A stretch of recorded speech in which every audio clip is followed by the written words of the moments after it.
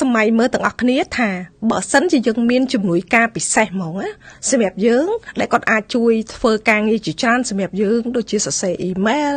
ដូចជាការ edit video ឬក៏យើងធ្វើ business ឬក៏តាក់ទងមួយនឹង personal របស់យើងណាគាត់អាចជួយយើងបានណាតើវាពិតជាល្អខ្លាំងតែសម្រាប់យើងជាពិសេសក្នុងសម័យបច្ចុប្បន្ននេះអញ្ចឹងថ្ងៃនេះខ្ញុំសូមណែនាំពី10 AI tools ដែលយើងអាចប្រើជាពិសេសគឺសម្រាប់ស្រីៗគ្នាយើងណាដែលគាត់ចង់ធ្វើអាជីវកម្មឬក៏គាត់ចង់ធ្វើអីដែលលឿនប៉ុន្តែចំណាយពេលវេលាខ្លីយើងចង់បានលទ្ធផលច្រើនមានតែយើងអាចថា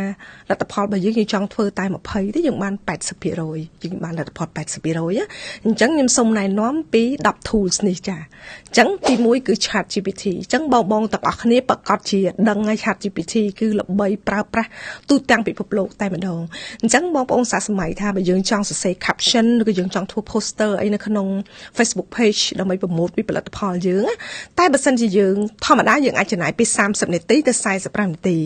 ប៉ុន្តែពេលដែលយើងមាន ChatGPT ជួយយើងគ្រាន់តែសរសេរ prompt ឲ្យត្រឹមត្រូវតាមអ្វីដែលយើងចង់បានទៅគឺវានឹង generate អ្វីដែលយើងគួរតែសរសេរលើនឹងហើយវាតាក់ទាញហើយមាន hook មាន call to action មានអីមកអេហ្មងចាអញ្ចឹងគឺ ChatGPT ចាទី2គឺ Canva AI ចា Canva គឺយើង design logo video រូបឬក៏ presentation អីនៅក្នុងហ្នឹងណាចង់ធ្វើ thumbnail ចង់ធ្វើអីនៅក្នុង Canva ហ្នឹងតែម្ដងចាអញ្ចឹងទី3គឺ CapCut AI ចា CapCut ហ្នឹងគឺយើងជួយច្រើនសម្រាប់ដូចបងទាំងអស់គ្នាបានប្រើប្រាស់ហើយគឺក្នុងការ edit video add sound effect ដាក់រូបភាពដាក់ overlay remove background ឬក៏និយាយទៅគឺ edit video តែម្ដងក្នុងភាពតាក់ទាញតែម្ដងចាអញ្ចឹងគឺ CapCut គឺមានអត្ថប្រយោជន៍ខ្លាំងមែនទែនចាទី4គឺ Gemini ចាអញ្ចឹង Google Gemini ហ្នឹងគឺក៏សំខាន់ដែរគឺក្នុងការដែលយើង research ឬក៏យើងធ្វើជា emails ធ្វើជាអីផ្សេងហ្នឹងគឺក្នុង Gemini ហ្នឹងគឺមានព័ត៌មានច្រើនដែលយើងអាច research បានចាទី5គឺ Copilot ហ្នឹងគឺសម្រាប់ធ្វើ Excel formula ធ្វើ PowerPoint ក៏ដូចជា meetings អីផ្សេងគឺយើងប្រើ Copilot បានចាអញ្ចឹងទី6គឺ Notion ចា Notion ហ្នឹងគឺសំខាន់មែនទែនសម្រាប់អ្នកដែលគាត់ធ្វើ business shopping list ឬក៏ goals daily goals អីលក្ខណៈថាយើងចង់ធ្វើជា daily goals សម្រាប់រាល់ថ្ងៃយើង full up យើងអីគឺក្នុង Notion ហ្នឹងគឺខ្ញុំ highly recommend តែម្ដងចាអញ្ចឹងទី7គឺ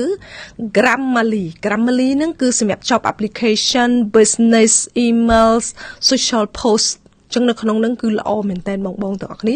អាច search បានណាគឺ Grammarly ចាខ្ញុំនឹងដាក់នៅលើហ្នឹងហ្មងចាអញ្ចឹងទី8គឺ Eleven Labs អញ្ចឹង Eleven Labs ហ្នឹងគឺល្អសម្រាប់ YouTube TikTokការ training presentation លក្ខណៈថាវីដេអូសម្រាប់បរិញ្ញាហ្មងណាគឺ Eleven Labs ហ្នឹងគឺល្អខ្លាំងមែនតើចាអញ្ចឹងទី9គឺ Google Translate អញ្ចឹង AI tool មួយទៀតហ្នឹងគឺ Google Translate ហ្នឹងគឺសំខាន់បងខ្លះក៏ចេះភាសាយើងអាចយកពាក្យហ្នឹងយកទៅ translate ពីភាសាអីដែលយើងចង់ឲ្យ translate ទៅជាយើងបកប្រែពីភាសាអីទៅភាសាអីហ្នឹងគឺយើងបកប្រែមកដូចថាយើងចេះភាសាខ្មែរយើងចង់បកប្រែទៅភាសាចិនភាសាជប៉ុនភាសាអង់គ្លេសអញ្ចឹងគឺយើងចូល Google Translate តែម្ដងចាអញ្ចឹងចុងក្រោយគេគឺ10ចាគឺ perplexity អញ្ចឹងអាហ្នឹងគឺល្អមែនតើពេលដែលយើងសួរនៅសំណួរ